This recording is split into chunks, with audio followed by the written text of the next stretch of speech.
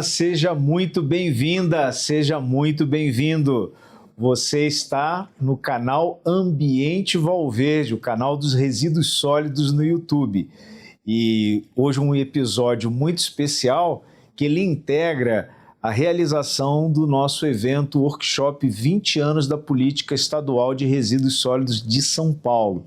E nesse episódio eu tenho dois convidados aqui, dois grandes nomes do setor empresarial e também da gestão e gerenciamento de resíduos sólidos. Eu vou bater um papo agora com Eduardo Porciúncula, que é o gerente-geral da Verdera, o braço de resíduos ali da Votorantim, e o Werner Cardoso, da RSU, também um grande visionário e empreendedor do setor de resíduos. Porciúncula, tudo bem? Tudo bem, tudo bem. Primeiro, obrigado, Valverde, por nos ter convidado a prestigiar o teu evento, né? Como sempre, você conseguindo reunir uma liderança importante aí que trata da temática, né, envolvendo o poder público, envolvendo empresas, né, todo mundo que está atuando nesse setor de resíduos, tentando buscar um país mais sustentável. Isso aí. Werner. Firme e forte, né? Que nem a gente pega o exemplo do Valverde. O Valverde está aí nessa briga de resíduo tanto tempo, né?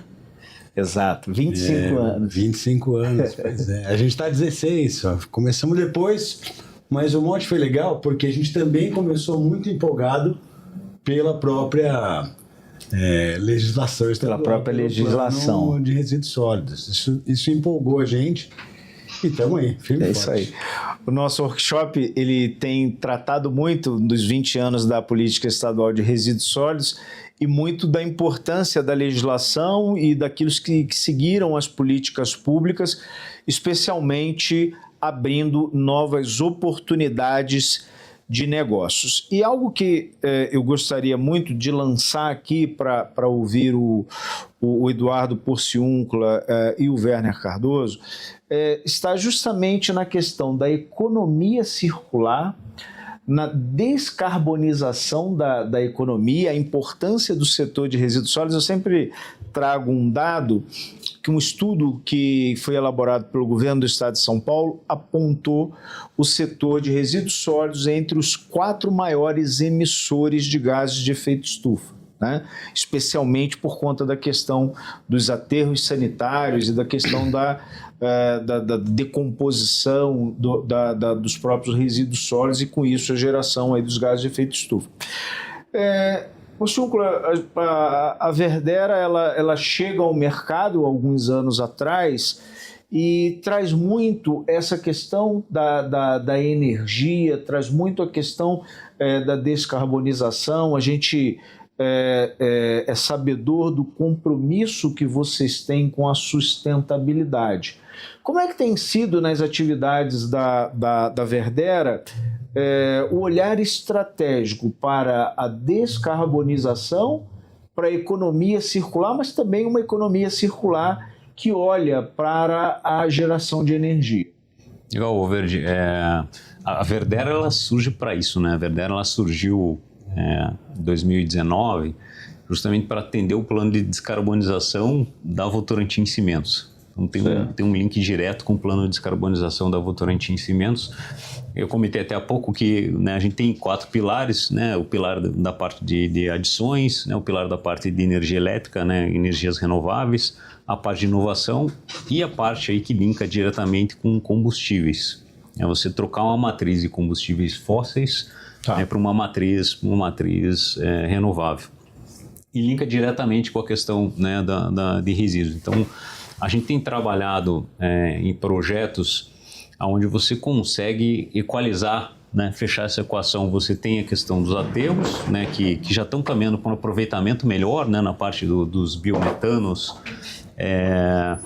mas a gente tem uma parte que, vamos dizer assim, não é orgânica, que você pode utilizar de uma forma mais inteligente, que é a parte dos plásticos, papéis que não podem ser reciclados. Então, você tem uma parcela que é reciclável, né, que deve ir para esse caminho e né, eu acho que tem políticas que estão direcionando para isso. Você tem uma parte que não é reciclável, mas também que não tem uma função de geração no aterro, por exemplo, de um biometano. Então, aí que a gente está entrando nessa cadeia para que aquilo que não pode ser reciclável, ele tenha um novo destino. E a gente, através, né, por meio da tecnologia do coprocessamento, a gente pode transformar isso num combustível, né, num combustível renovável, e utilizar isso dentro da matriz, né, de geração térmica da indústria cimenteira, ou seja, eu substituo o coque de petróleo, que hoje é o principal combustível utilizado para se produzir cimento, né, para gerar energia térmica, você substitui pelo CDR, né, combustível derivado de resíduo, onde você pode trocar para uma matriz mais sustentável e aproveitar de forma mais inteligente, né, os recursos que estão de certa forma sendo gerados, né, você gera resíduo no meio industrial, você gera resíduo, né, no meio urbano, né, nós geramos resíduo nas nossas residências, e como que você aproveita isso de forma mais inteligente, né, seguindo obviamente a hierarquia da política nacional, né, onde você busca a reciclagem no primeiro momento, né, o reaproveitamento, e aquilo que você não consegue reutilizar, reciclar, você traz para uma outra tecnologia. Né, hoje a gente no Brasil já tem conseguido substituir mais de 30% da nossa matriz energética por combustíveis renováveis, seja ele, né, um CDR, seja ele um pneu, seja ele uma biomassa. Então essa é onde a Verdera tem se inserido nessa cadeia, né, e linkado com o plano de descarbonização da Votorantim Cimentos.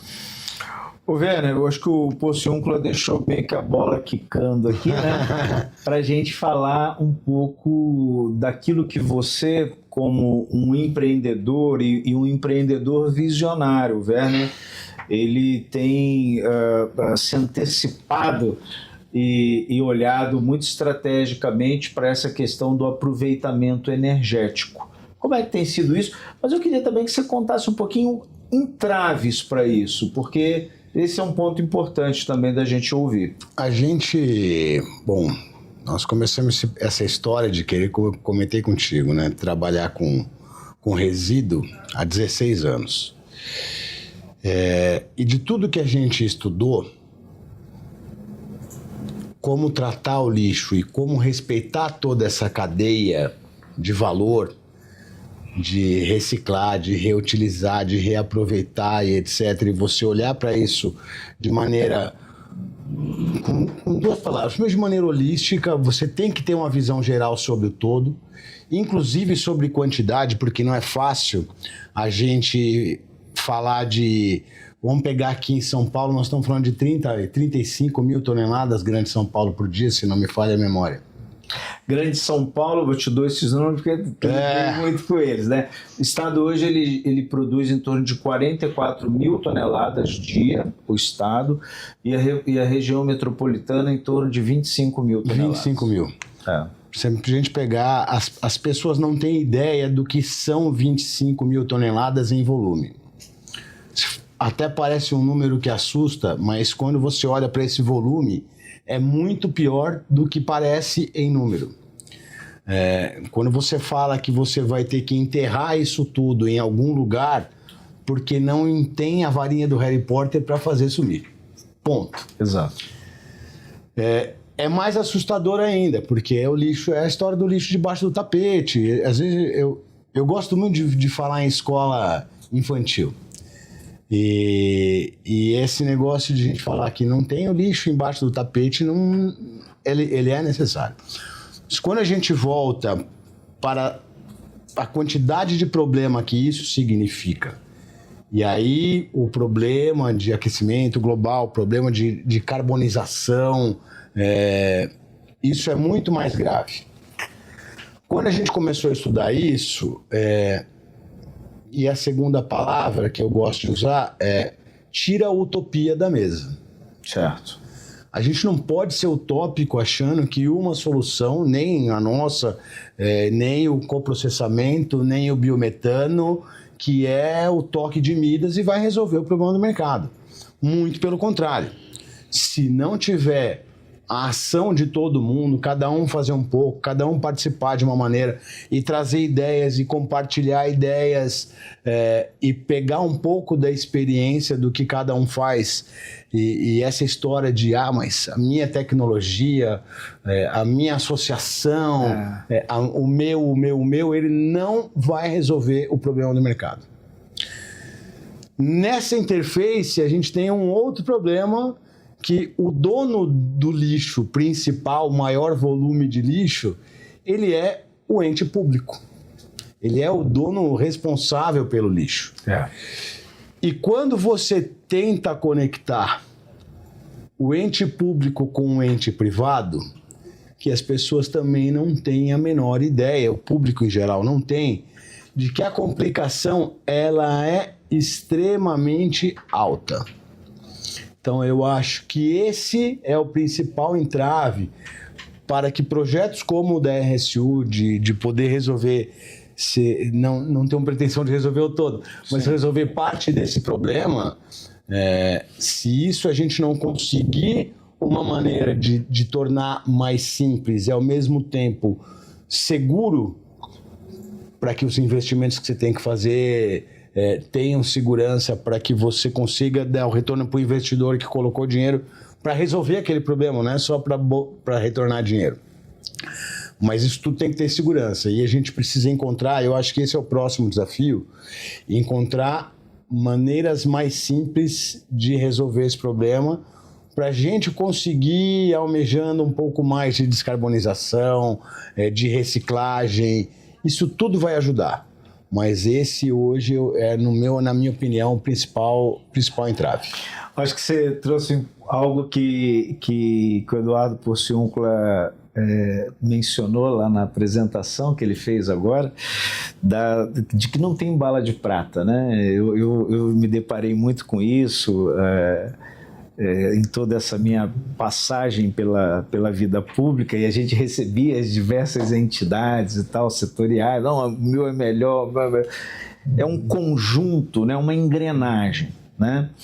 E, Porciúncula, agora o Werner traz a questão em relação a entraves, justamente nesse diálogo que às vezes é truncado entre o privado, entre o público.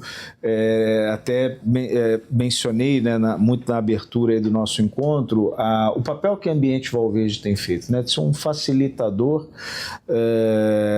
em promover um diálogo efetivo, entendendo também as complexidades regulatórias, né? Porque o setor de resíduos é altamente regulado e o que desdobra dele, que são os licenciamentos, que são o manejo, enfim. Qual, na sua visão, passado 20 anos da política estadual, 16 anos da política nacional, a Verdera tem se deparado com algum entrave regulatório, de licenciamento, de operação propriamente dita nas atividades? Acho que você tocou num ponto importante, né? E aí eu vou separar em duas visões, né? Certo. Acho que a gente tem uma visão regulatória, que a gente tem a oportunidade de melhorar, evoluir, certo, e simplificar, né? Às vezes a gente vê coisas lá fora que vamos assim, a Europa, né, já passou, já aprendeu, né, e já está num passo à frente. Como que a gente traz isso para o nosso ambiente regulatório, sabendo que, né, tem diferenças, né, que a gente sabe. Muita diferença, mas tem experiências regulatórias que já foram vividas e que você já tem uma visão do que pode acontecer, do que incentiva ou do que desincentiva. Então, acho que tem uma oportunidade de a gente trabalhar em como que a gente traz essas experiências já vividas para a gente acelerar o nosso conhecimento regulatório. Muitas vezes a gente depara, né, com discussões técnicas, né, ou discussões, né, de uma regulação que você fala, pô, mas já tem isso aqui escrito, né, você já viu, já pode ir lá ver a operação, ver questões ambientais, né, como é que isso se comporta, e eu perco muito tempo, às vezes, debatendo o que já se tem, né, resultados. Tudo já está meio consolidado, exato, né? Então, como que a gente aproveita essa experiência de países ou regiões que já passaram por isso para acelerar o nosso processo aqui? Acho que esse é um ponto, e a gente tem muita oportunidade, né? Você vê o estado de São Paulo, que está muito avançado nessa discussão, assim como você vê estados que nem começaram a debater. Nem começaram. Né?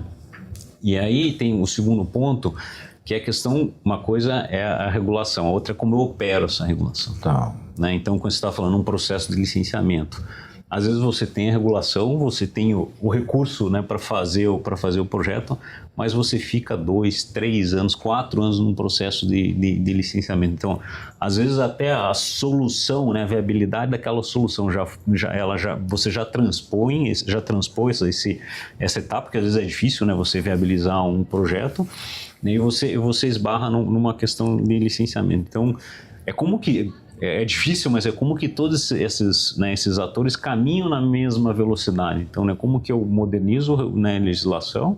Eu acho que o Brasil já tem um aprendizado. Se pegar as legislações do Brasil, são legislações atualizadas, né? Não vamos dizer, a gente teve a atualização da CONAMA, né, que foi um passo importante, e aí falando especificamente da tecnologia do coprocessamento, né, você tem a própria Política Nacional, né, de Resíduos Sólidos que vai se complementando ao longo dos anos, né, vai se modernizando e trazendo.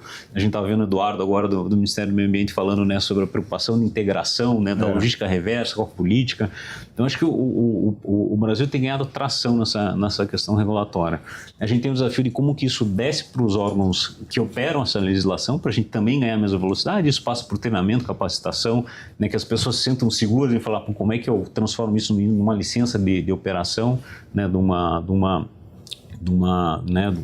um empreendimento, seja qual ele for, né, e como que você integra isso. Então, eu acho que a gente está no caminho certo, né, a gente tem evoluído, temos que ver como que a gente ganha, né, velocidade, às vezes reduzindo algumas discussões que já tem aprendizados, e o desafio da gente, né, trazer isso para quem opera, né, como que a gente também desce né, porque às vezes é um novo conhecimento, uma tecnologia nova, é uma regulação nova, como a gente desce isso de forma rápida, né, para que a gente possa, né, perder tempo discutindo os projetos, né, assim, como que eu vejo, e menos discutindo, por que eu não consigo licenciar isso aqui, ou por que eu não, essa legislação. Então, eu acho que quanto menos a gente, né, investir tempo no processo de viabilidade dos projetos é o ideal, né? Então, não é fácil, né? Às vezes no discurso é um processo simples, mas acho que o Brasil hoje está ganhando maturidade, né, e você vê N atores com a mesma visão. Isso eu acho que é um passo importante, né? Você vê o poder público com a mesma visão do ente privado, né, e você vê a questão óbvia social, que é importante, também já com uma maturidade, né? Você pega, e é isso no bem transparente, você pega a visão hoje, e por projetos que a gente tem participado, por exemplo, das associações de catadores, uma visão completamente diferente do que a gente via lá atrás. Lá atrás era uma visão assim, o coprocessamento está competindo com a minha tecnologia aqui. Ele vai tirar o meu resíduo, o meu sustento que eu uso para o reciclável. Hoje já tem uma visão mais clara, falando, não, isso aqui complementa, ele fortalece minha atividade, né? Porque tudo que eu não consigo reciclar ou tirar, né, na segregação, ele era um custo depois de destinação, não. E se você integra isso, fala, não, ele deixou de ser um custo e passa a ser uma estrutura, uma nova cadeia. Então, isso também, essa maturidade que está se tendo, né, dos diferentes atores, faz com que você ganhe velocidade e não fique cada um tentando puxar, né, para o seu lado, às vezes até por desentendimento da junção das tecnologias. O Werner, e trazendo, a gente tem a Verdera que tem uma atuação que tem um ciclo que, né, você tem ali, ele acaba sendo uma destinação final dentro de uma operação que já está muito bem estruturada. Mas falando de um novo empreendimento, como por exemplo você é um batalhador aí, alguém que está à frente desse tema do aproveitamento energético, que entraves você observa, por exemplo, em implantar, consolidar e operar uma planta, por exemplo, de RSU? Valverde, eu vou dizer uma coisa para você. Eu estava aqui escutando o Eduardo e aí me veio na cabeça quase uma brincadeira que eu tenho com um sócio,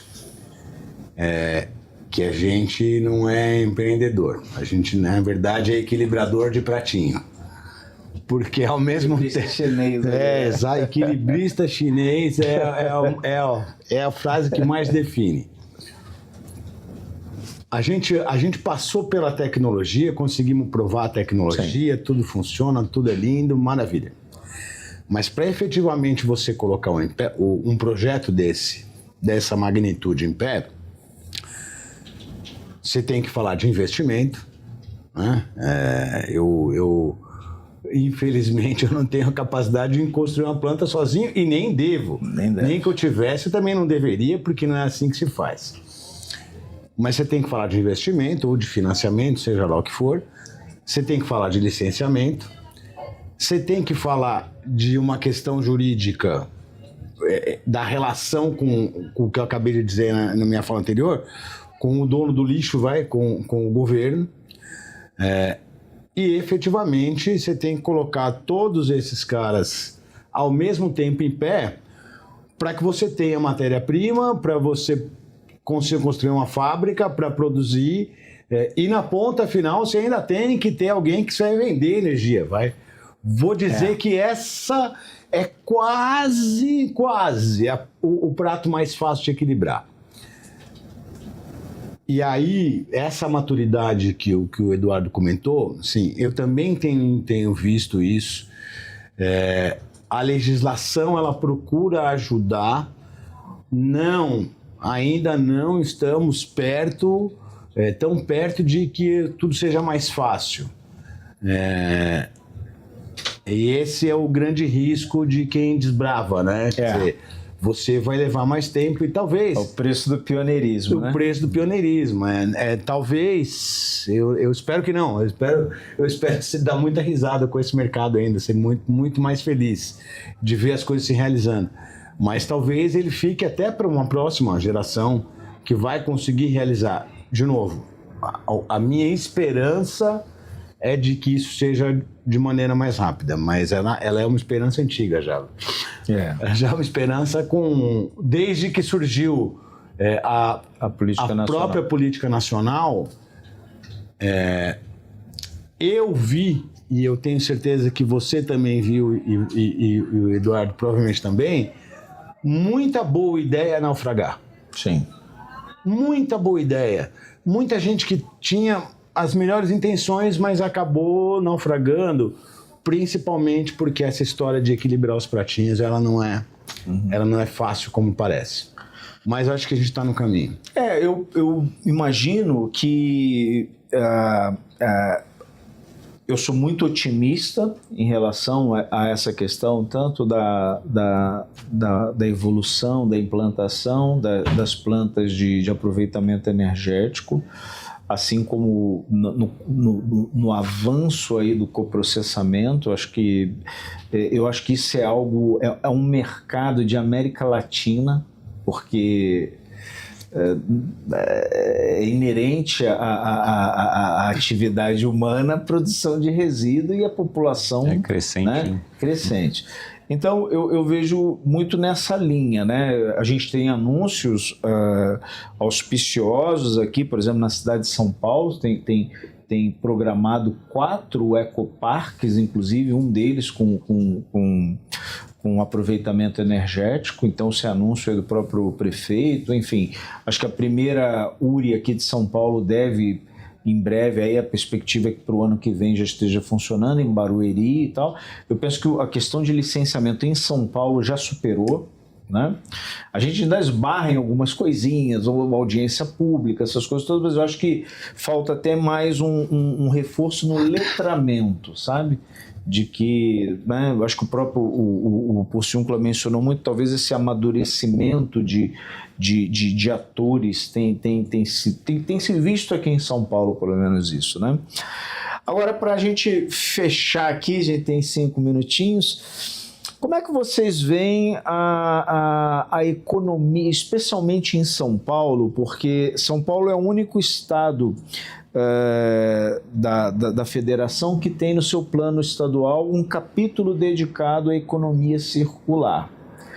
Como é que na atividade de vocês, Verdera, RSU, como é que está posicionada aí a economia circular? Porciúncula. A economia circular é o eixo do nosso negócio.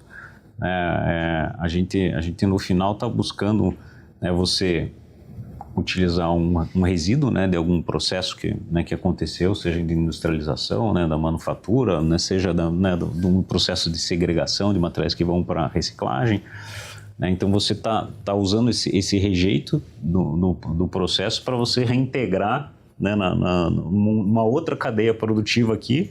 No caso, a gente tem focado, né, no negócio da Verdera, no aproveitamento energético.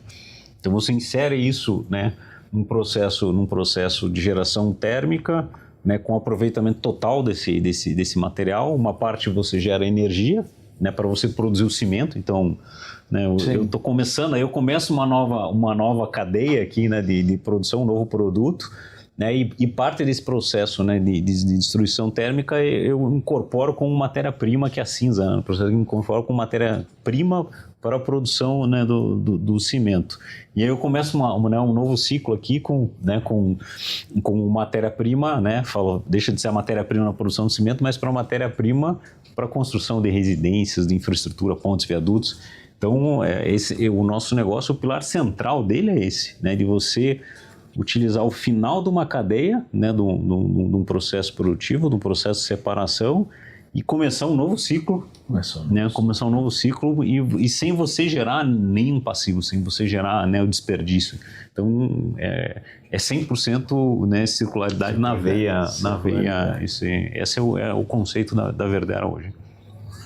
Acho que para nós também não tem como você fugir disso. E a gente, como está eu diria que a Verdera ela é muito parecida com o que a gente faz, com um outro processo, né? Mas a gente valoriza, inclusive a gente vem discutindo aí algumas possibilidades, mas essa história de valorizar o resíduo, para ele virar um CDR, mas falando em lixo residencial, ela é um tanto quanto mais complexa. Sim. E isso fez a gente olhar o micro. O que era o micro? É muito fácil a gente pensar assim, mas eu tenho reciclado, não reciclado, e tchau. Peraí, dentro desse pacote não reciclado, o que eu tenho, o que ele pode virar?